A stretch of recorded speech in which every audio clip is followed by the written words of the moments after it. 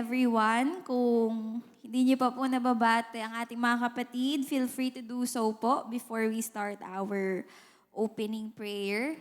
And I invite everyone po na dito na po tayo sa ating sanctuary hall para po ihanda ang ating mga puso as we pray to the Lord.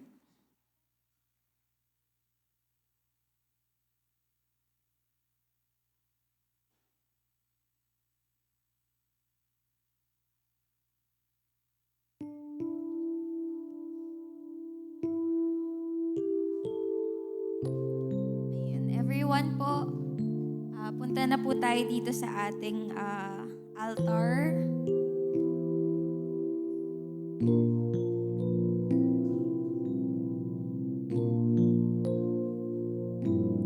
Ayan, muli po, some reminders lang din po sa atin pong pagsisimula sa gawaing ito.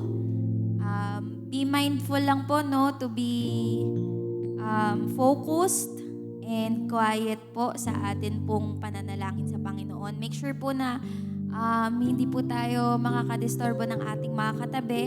At okay lang din po to go to the toilet if needed po ninyo. Basta do it po silently.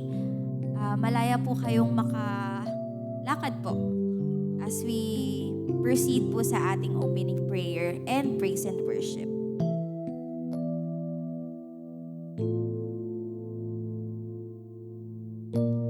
So ang atin pong prayer points, ganun pa rin po every week.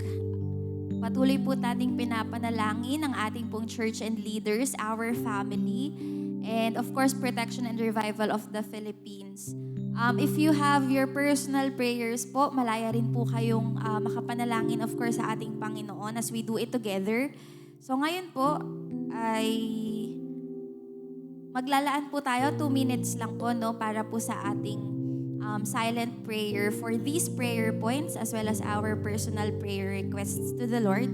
So 2 minutes po before po tayo mag-proceed po sa ating word of God and praise and worship. Salamat po.